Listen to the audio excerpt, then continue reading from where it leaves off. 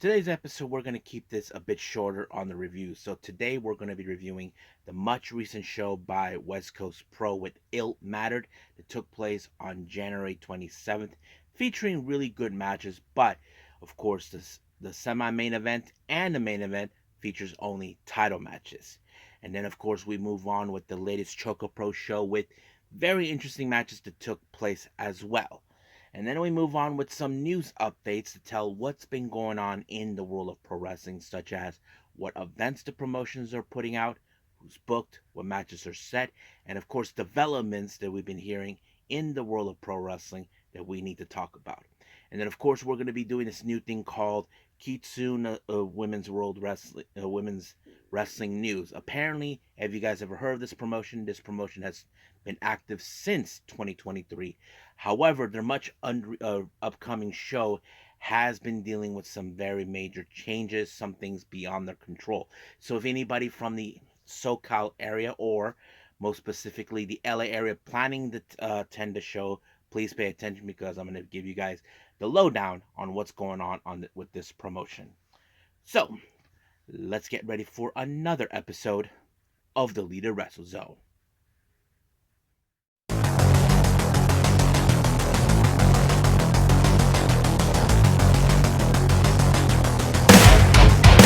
Are you ready? Get up, get up! Get up, get up! Get up, get up! Get up, get up! Get up, get up! Get up, get up!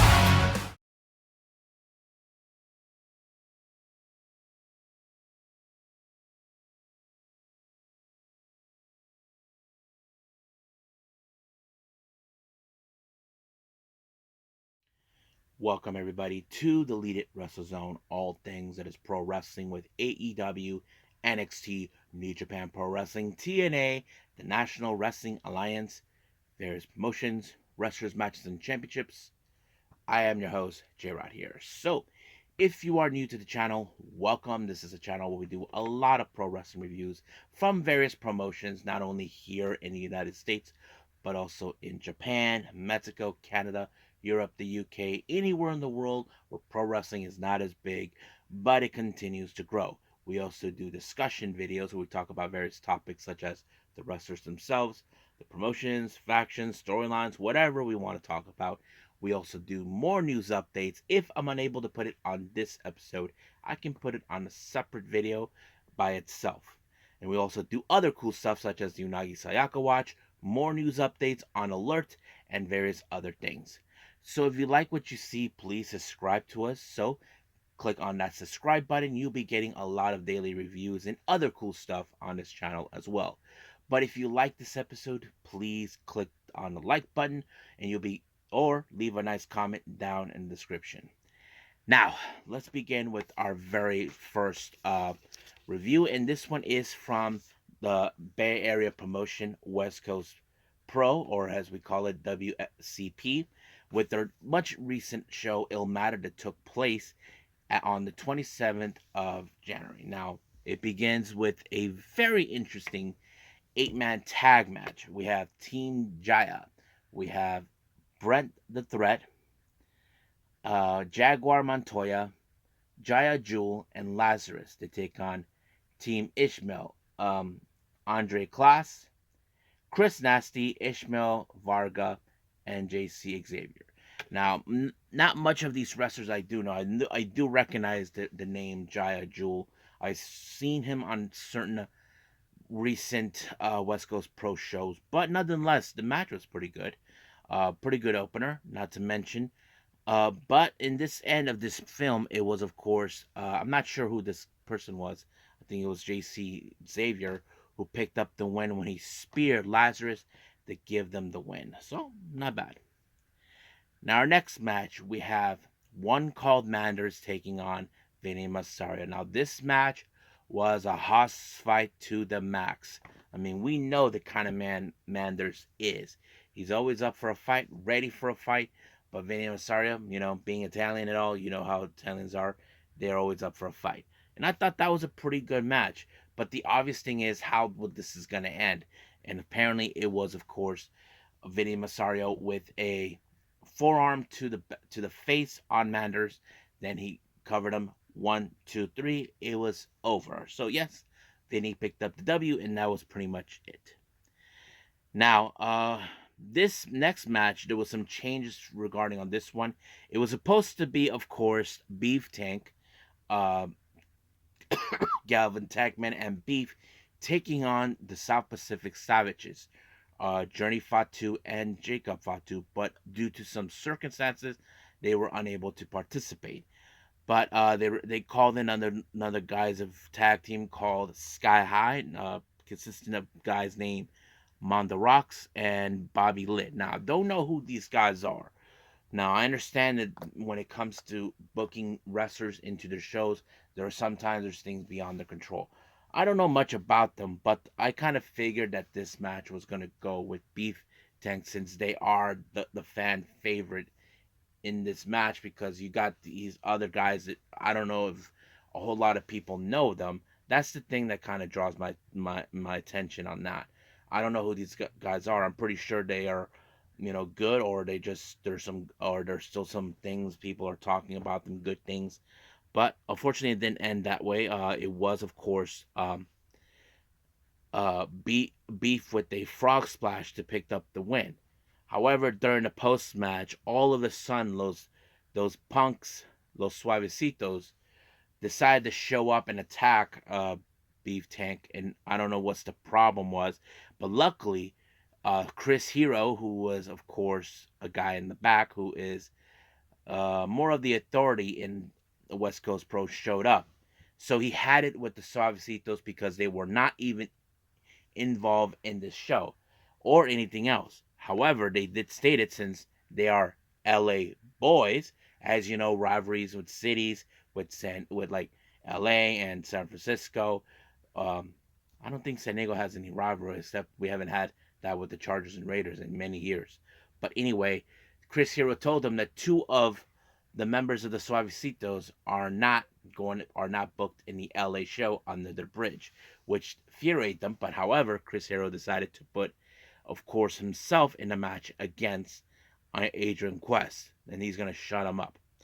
However, he told security and everybody else to kick him out in the front door, to toss their stuff and leave. And that's exactly what happened. Now, Chris Hero gave a pretty interesting good news for the entire fan base. Now, if you guys been aware of this or not, West Coast Pro only has two titles, the world title and the women's title. Well, Chris Hero announced that very soon we will have tag team titles. So yes, this is good news. I have to say it's pretty awesome that we're more belts are being added. I'm sure we're gonna have a long list of wrestlers that would want to participate to have those tag titles. So, and I'm no one of them, and of course, Suavecitos will probably want to be one of them. But we'll see where that goes. Now, our next match, we have six-man Lucha Libre tag team style. Yes, if you're not fans of Lucha Libre, then you guys better get off my bus or do some, just sit down, relax, and enjoy the ride. So we have El Cucuy. If you guys know this, El Cucuy is like kind of like the boogeyman in Spanish. So he teams up with Los Vipers, Latigo and Toxin. They take on La Estrella, Aramis, and Iron Kid. I have to say, this is one of those matches where you probably would say, holy, yeah. So that's one of those matches you definitely have to pay attention. But it was Iron Kid with a beautiful corkscrew off the corner buckle and then pinning Kukui to pick up the win. I thought fantastic. I loved it. Now, our next match, we have the debut of Leo Isaka. Now, if you guys don't know who he is, he's the only male wrestler that's been trained in the Marvelous Dojo. Yes, the same Joshi promotion. We know that Nagayo has trained him, and he's the only one who's been there. He faces against Titus Alexander. Now, I do know that Titus Alexander, as you may or may not been aware, he's been doing a tour in Japan, not only with Marvelous, but also with Pro Wrestling Noah. So we are going to see how much he has learned and how much gained. But this match was unbelievable. You know that they were going to put every power to put each other away, but they kept kicking out. But however, Alexander was the one who picked up the win with the chaos theory, and it was just like that. But as soon as it was over, we thought that Alexander was back to his old ways being a punk. He just picked him up and gave him a hug. Like, this was unprecedented because many people who know Alexander, he's always talking and talk smack about how good he thinks he is and all that. I don't know if his time, like they're telling in the story, if Alexander's time in Japan might have changed him. I mean, if it did, it kind of tells a good story. But we'll just leave it as that. Now, Ill Matter had some very important guests. We're talking about Yoshi's tag team known as Crush Gals, who they haven't been in the ring for a long time. That's Shigazo Nagayo, and I forgot who else is her tag partner. But it's great that they have it, and of course they're happy that they're partners with West Coast Pro and all this. So it's great to see them. So it was a lot of fun. Now, I think our next match is one of the two championship matches. Yes. Uh, we have the West Coast Pro Women's title on the line. Now, there was another significant change in this match. Now, as always, Takumi Iroha was going to defend this belt, but the opponent that she was supposed to defend was against Veni.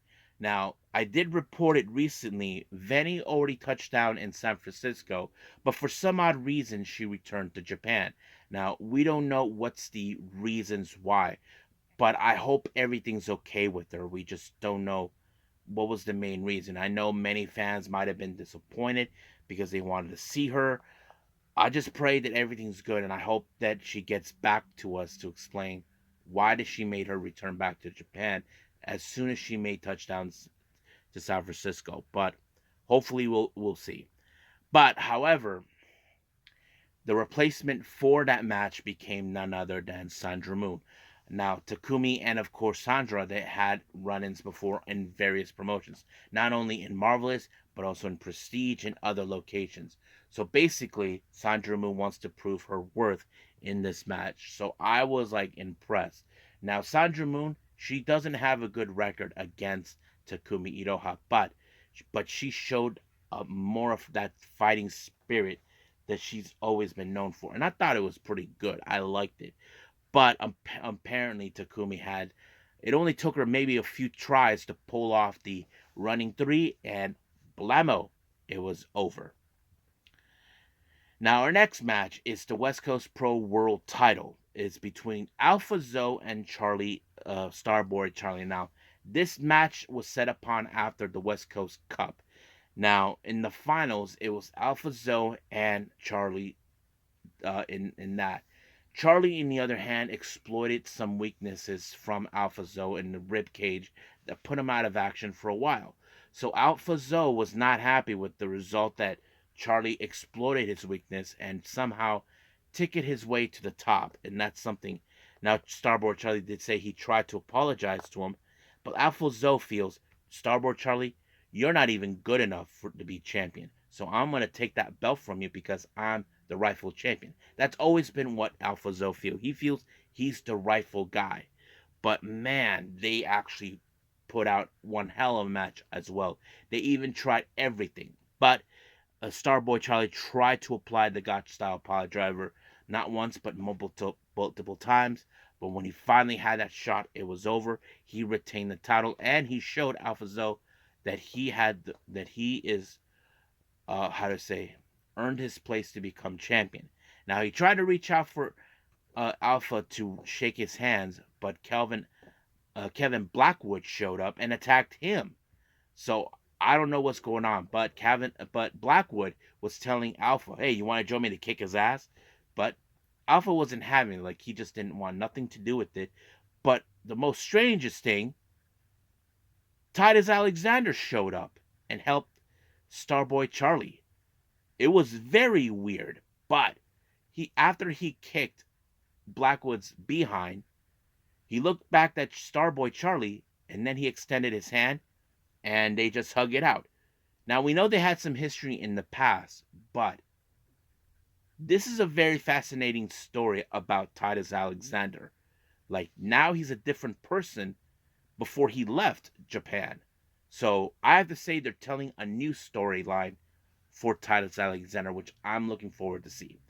So I think that's pretty much it with West Coast Pro. We'll move on to our last and final review, ChocoPro. So let's do that right now.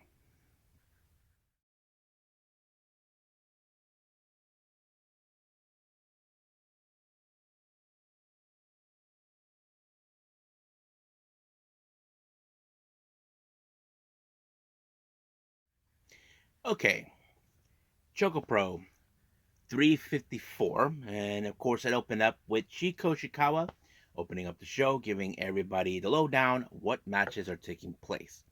Now, I want to make the note Mia Yutsuba was also present there, but she wasn't wrestling now. I'm sure she's trying to, how do I say this? Not to rush things fast and make things worse when she injured herself, but to make things clear to everybody. Luckily, her injury wasn't severe or damage, but she's okay. So we'll see how this goes. Hopefully, we get to see her back. But let's get with the first match. Our first match, we have singles action. We have Sayaka Obihiro. She takes on Trans Am Hiroshi. Now, this is a very interesting. Both of them come out wearing boxing gloves. I'm like thinking, what is this? Boxing or thinking Muay Thai. That's the thing that was going into my head watching this. But of course, Trans Am Hiroshi has a very unique personality. If you guys ever seen him, the guy likes to sing and dance. Basically, he sings something, and then of course everybody gets in the groove, and then all of a sudden, when it's over, back to business. But Obi Hero, on the other hand, try to be all flashy, all good, uh, you know, uh, Trans Am did like you've seen Samoa Joe, right, guys? You know how Samoa Joe, when he sees someone's top of the turnbuckle, he just walks away with a swagger look. Well, Trans Am had that same kind of reaction, but instead of going up the turnbuckle, over here was like moving right behind him, doing all this. He's like, yeah, what the hell, pin, just like that, and it was over. I don't know what Zach over here was thinking, but she should have known that uh, Trans Am was going to try to pull something like that, and it worked in his favor.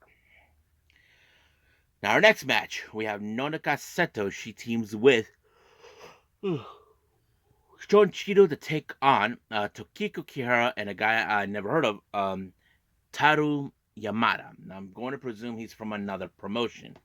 But nonetheless, the match was okay. I've often said and talked about how I see Nonaka has this fighting spirit in her, but she can be a tad aggressive when she has to. But nonetheless, it was a pretty good match. But in the end, it was a chokehold by Tokiko to put her away and give her and, of course, Yamada the win.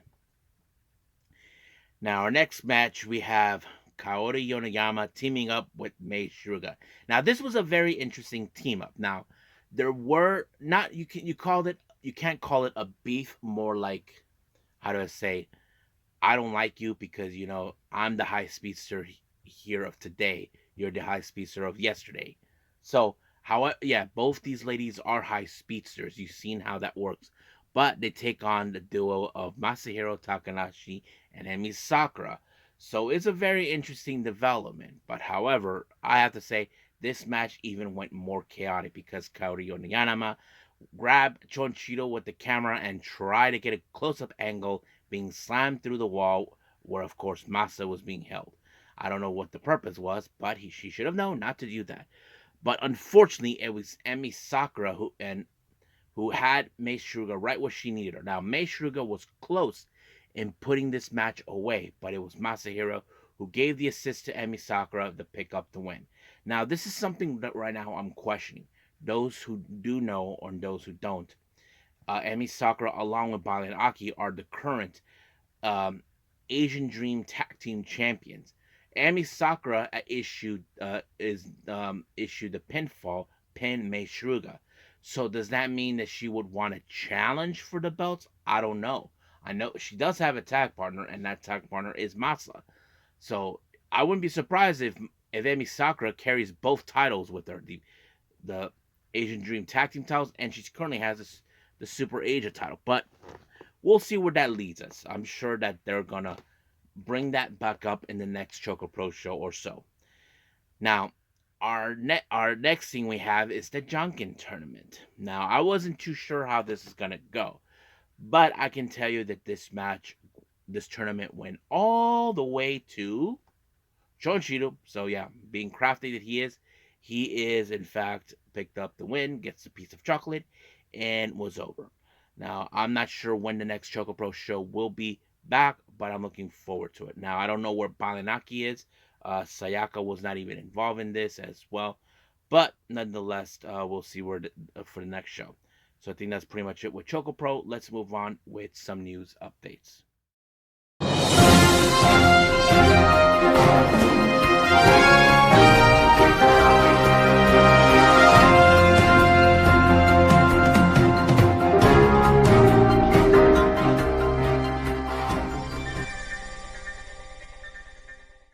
Okay, so welcome to our news updates. So let's begin with updates with the promotions on their events. Now we only have the GCW updates and uh, Prestige Wrestling.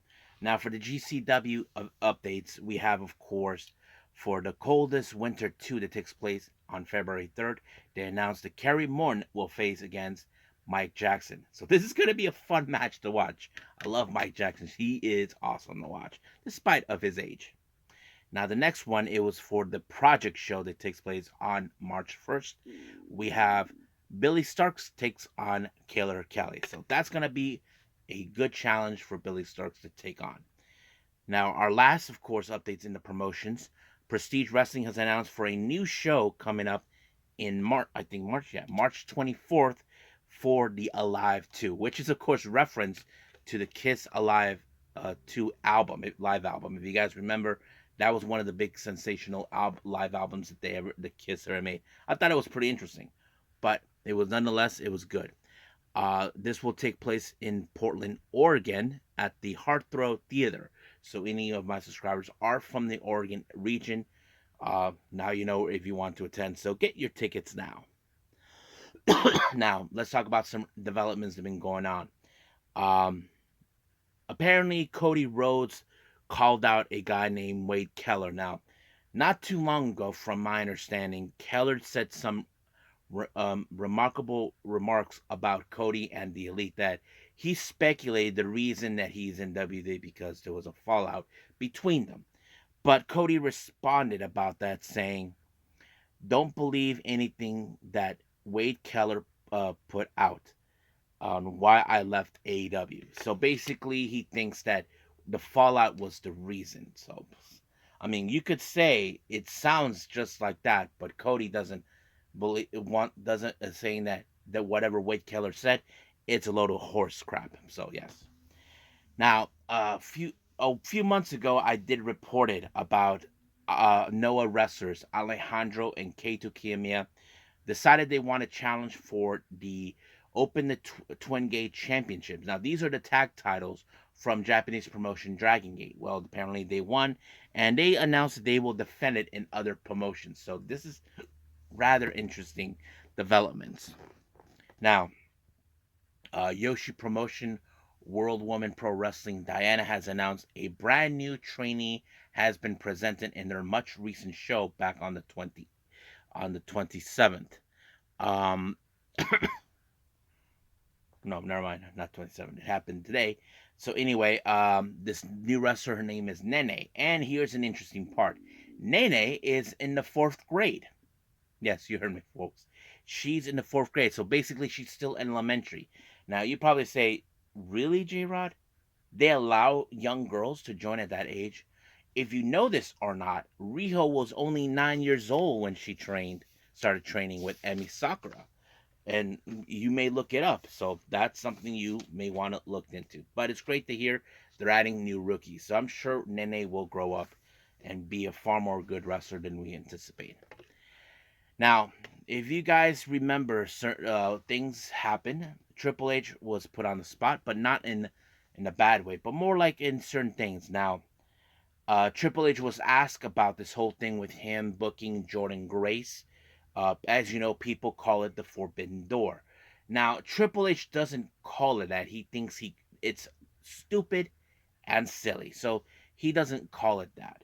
Now, the other development involving Triple H. Now, if you guys know this, TKO said that they want to get rid of everybody who's been close to Vince McMahon. Like they want to remove whatever remnants of Vince McMahon was still there. However, this one applied to Triple H. Now, many fans are saying, "Oh crap, because of Vince, they're going to get rid of Triple H." But apparently, it was already been confirmed that Triple H will not lose his job. They say they trust him in his abilities to book and give creative content in WWE. So that's a good thing. So basically, his position is clear. But whoever else is remaining from Vince McMahon's camp, well, they have to go. So they're trying to clean house from that. And they want to start out fresh from it.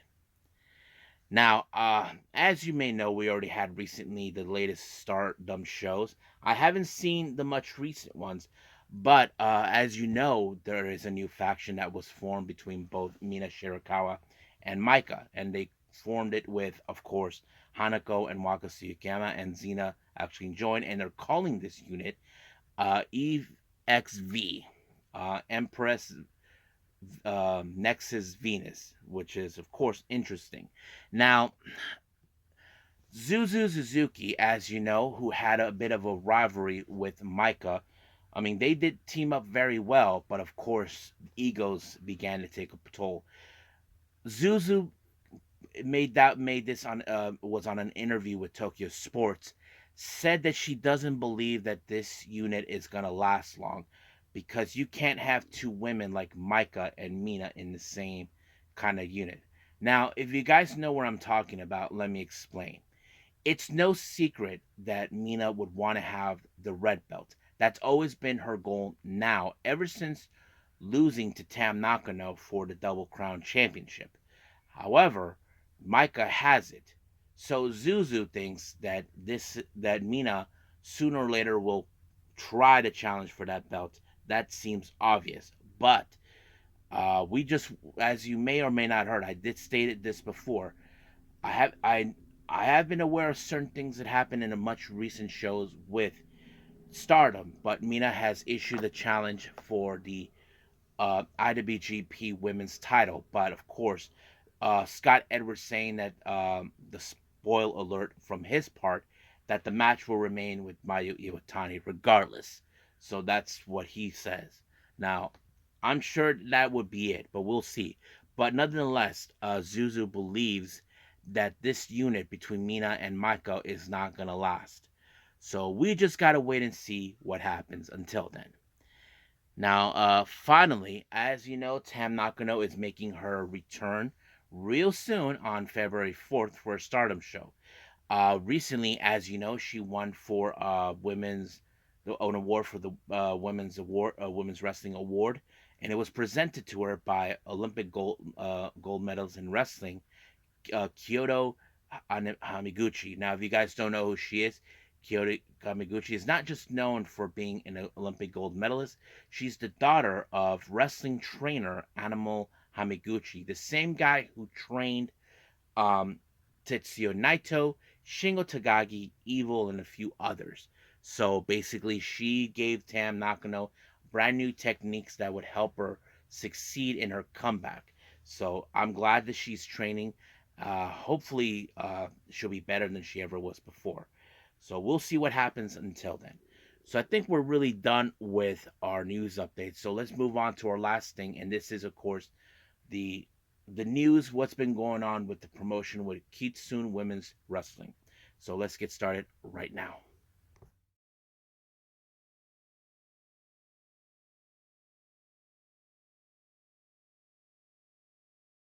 Okay, guys, so if you guys have been aware of this promotion based out of LA or something named Kitsune Women's Wrestling, now this promotion was active in October of 2023. And as you know, the first ever women's champion is none other than Unagi Sayaka. Now, recently, Kitsune Women's Wrestling has announced for some bad news that took place this is what happened. This is coming from the promoter. I have recently learned that visas for some of the announced Japanese wrestlers for March 24th show may not be issued until April. With standard time, the visas would have been available well before the show, but the process is taking a lot longer than expected. I can't risk the visas not being issued in time.